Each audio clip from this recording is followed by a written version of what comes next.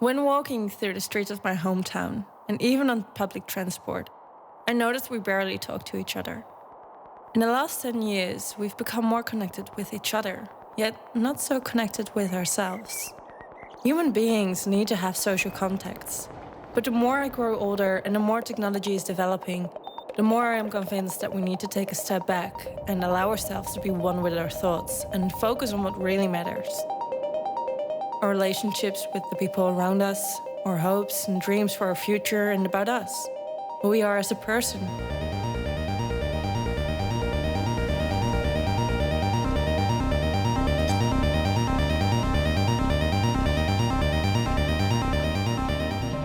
How will I experience traveling without a smartphone in the northernmost part of Sweden?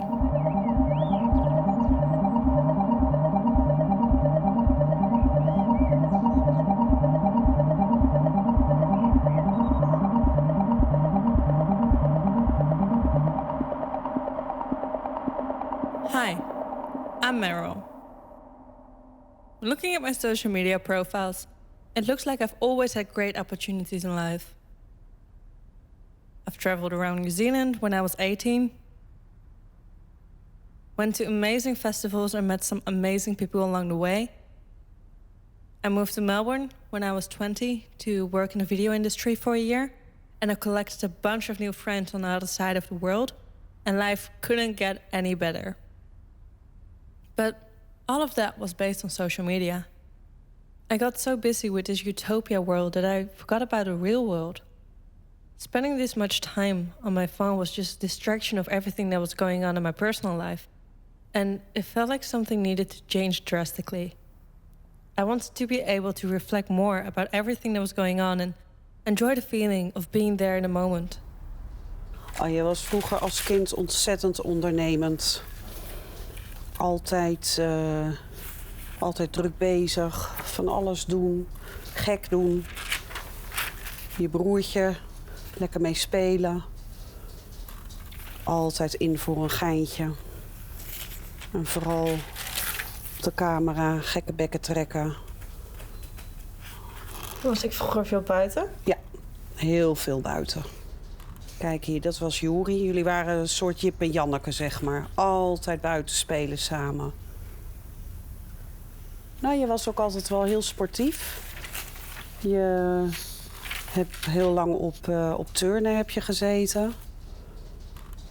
Dus je zat eigenlijk nooit stil, zullen we maar zeggen. Maar ja, dat deed ik vroeger ook nooit. Merkte je verandering in mijn gedrag toen ik een smartphone kreeg? Of met technologie meer bezig begon te houden? Jawel. Toen jij met je eerste telefoon kreeg, was je alleen maar daarmee bezig en minder buiten. En dan zie je wat een smartphone doet, hè? Last week, I looked at my phone like, oh, how much do I spend on my phone weekly? And it's like between 40 and 50 hours, which is a lot. It's a bit sad to see that I spend that much of time on my phone rather than doing something that I really need to get done. I'm annoyed that I use it that much because it means that I'm missing out on moments with my friends and with my family and kind of the most important things. So with this trip, we're gonna go from Utrecht to Abisko in Sweden. And the reason why it is so special to go on this trip is because we're gonna do it without any form of technology. I use my phone for everything. I use it to keep in contact with friends. I use it to travel around with, for actually everything. And yeah, not being able to do that for 2 or 3 weeks, it's going to be really tough because I'm also really bad with taking the right direction. So driving without Google Maps is going to be a really big challenge for me. But yeah, it's going to be hard. Ik ga over een paar dagen weg. Wat vind je ervan? Spannend. Waarom? Omdat je out of reach bent. Ja, ik vind het heel spannend. Als er wat is, dan... Ja, je kan niet bellen, niet appen, niks. Ben je zenuwachtig dat ik ga? Een beetje wel, ja. Ja? Ja, een beetje wel. Niet dat ik het niet vertrouw of wat dan ook, maar gewoon... Ja, normaal gesproken kan je even appen of even bellen. En dat kan nou niet. En dat vind ik wel een dingetje, zeg maar. Ik denk dat je het heel zwaar gaat krijgen. Onder andere door de weersomstandigheden. En onder andere ook omdat normaal zit een persoon 6 uur achter zijn telefoon op een dag. Ik ben benieuwd hoe je dat gaat ervaren. Om een keer gewoon Van 6 uur op een dag op een telefoon naar helemaal niet op een telefoon. Ik ben benieuwd hoe je dat gaat ervaren. Het lastige voor jullie op de reis zal worden toch het overnachten, denk ik. De koude temperaturen die hiermee ook parten zullen spelen. En daarbij dat daardoor bepaalde zaken dat je onderweg heel snel bij moet schakelen. Maar die vindingrijkheid die moet je zelf ondervinden.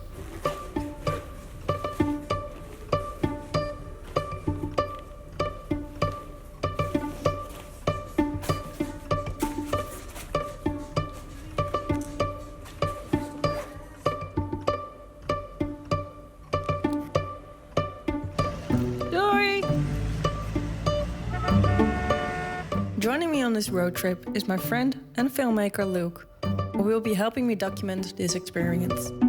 If you have a town that's good for seeing the northern lights, it means it has like really low light pollution, right? So it means that it's pretty low population as well, because if you want to see the northern lights, you can't have all that light pollution. But yeah, I mean, I think Abisko is a perfect choice because it's one of the most isolated towns in Europe. So you probably can't get more isolated than that. According to the European Commission, it's one of the most sparsely populated areas in Europe. Sick. Nice. Okay, so we're in the car and we're about to hit the road. I'm really nervous to actually start this project because I've never been without my phone for the last 7 years. So yeah, I'm really nervous about this trip and if we're gonna get where we want to go to. Very promising. We're 5 minutes in and I already took the wrong exit.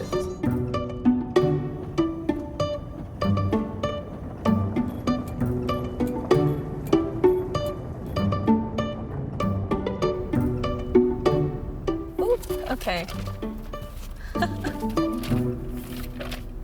It's the wrong way. Yeah, it's really big. where are we? So this is Oslo, but we don't want to go there.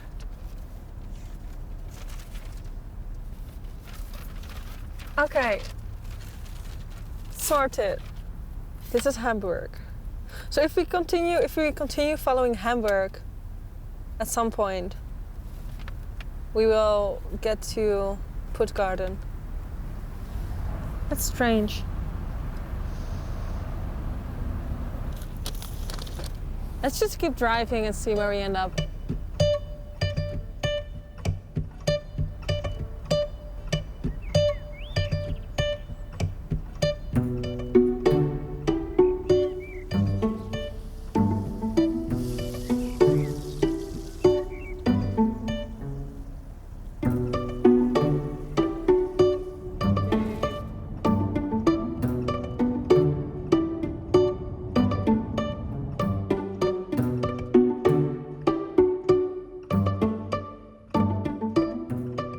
Also, not being able to search up Anything. places or camping, car camping places or anything, or caravan lots or anything. Just having to drive around and hopefully find a place. And we got lucky sometimes.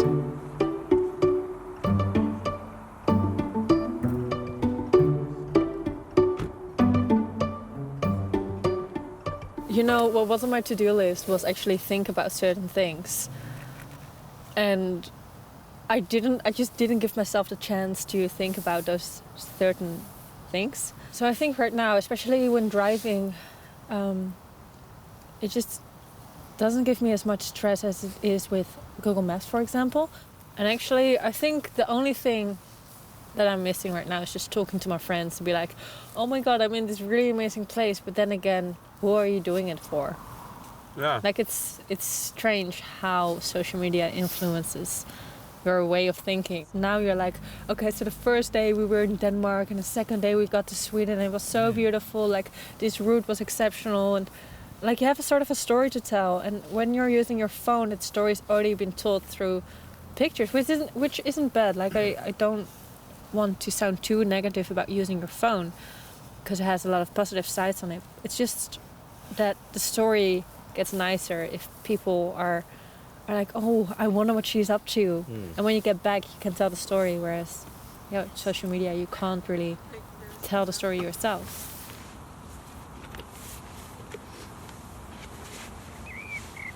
What I noticed on the trip is that we were really busy and doing things on that day that we needed to get done that day, not specifically the day after. And it was really, I think, peaceful at some point as well.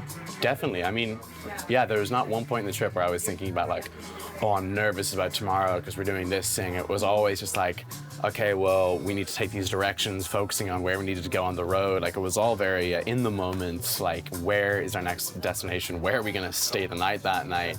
And then we wake up the next morning and repeat, you know? Actually, sort of mindfulness. That was like the perfect trip for mindfulness. It was. This city's stressing me out so much already. How come? Just... It's, one, it's dark. It's 4 p.m. or 5 p.m. and it's dark already. There's just too many aggressive people on the road. One or two parking lot. Oh my god, this city's stressing me out. So we wanted to do a recce to see whereabouts his office is, so we know whereabouts the interview is tomorrow. And we got lost twice already, and that in combination with not knowing where we're gonna sleep tonight is not really working either.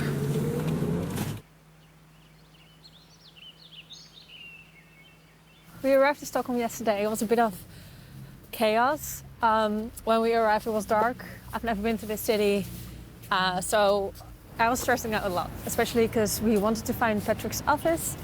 And Patrick is a licensed psychotherapist, and we're gonna interview him in a bit. I'm really excited to hear his opinion about technology addiction and what he has to say about it.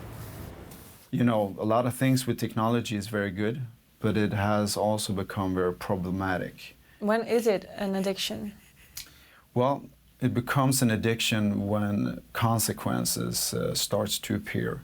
It can be social, it can be physical, it can also be mental. Technology has many positive things. It makes us more efficient also in a way. So it's kind of like, you know, people say, haha, I'm smartphone addicted. You know, it's like a joke. So people don't maybe take it seriously. And if we would say in a more clinically way, there is no like medical diagnostic thing called internet addiction, but there are studies that show us that we're going at that direction. Like humanity first, technology comes second. But now it's kind of like the opposite. It's like we have to look at the post-technology age, because now we just dived into this abyss and we haven't starting to actually questioning why. So would you recommend what we are doing right now, going from the Netherlands to north of Sweden without any form of technology? It sounds like a really amazing, curious way of finding things and exploring things, and I would definitely recommend it.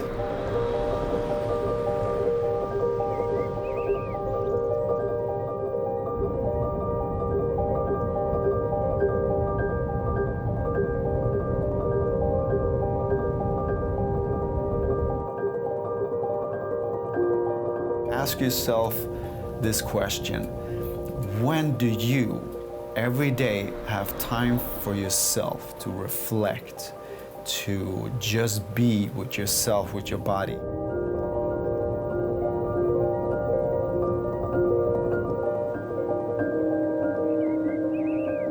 Because being bored is when you can reflect and begin to structure some process within yourself and then manifest some things.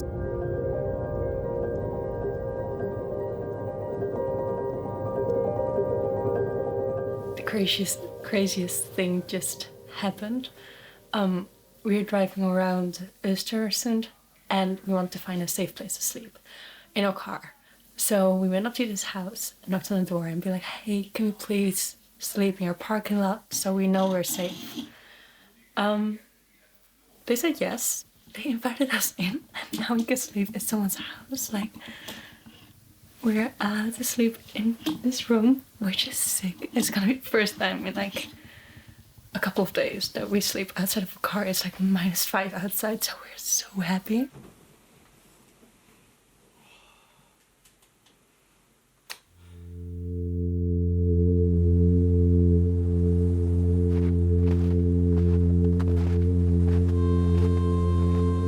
Today we're on our way to Jokkmokk and it's gonna be cold. It's really cold. It's already -5 right now during the day, so I'm really curious about night it's gonna look like. Even in the car, it's freezing cold and yeah, just kind of getting nervous about going more up north.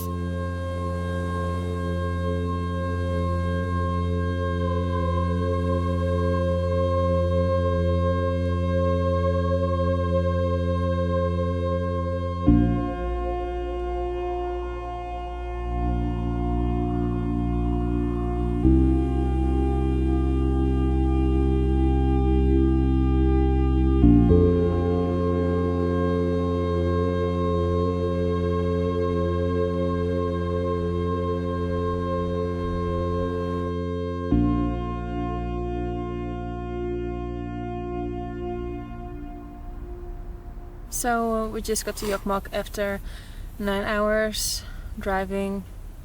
We're both extremely exhausted and sort of done with this trip. We still have 2 days to go, but like we're really excited to go back and get a nice bed to sleep in, have a shower every evening. Just really tired.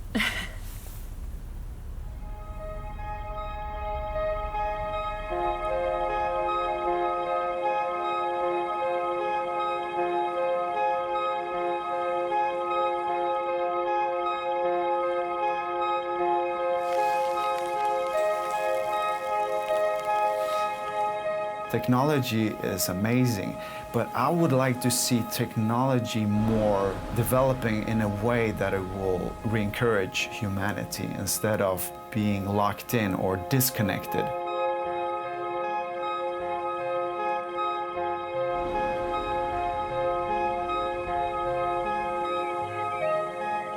Wij gingen vroeger zonder telefoon reizen, ging je van tevoren kijken bij welke plaatsen je aan moest houden.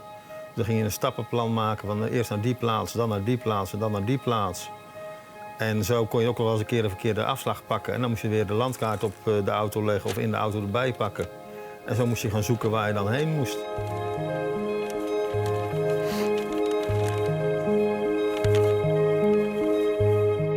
Pretty much? Done. Millennials can do things. Yes.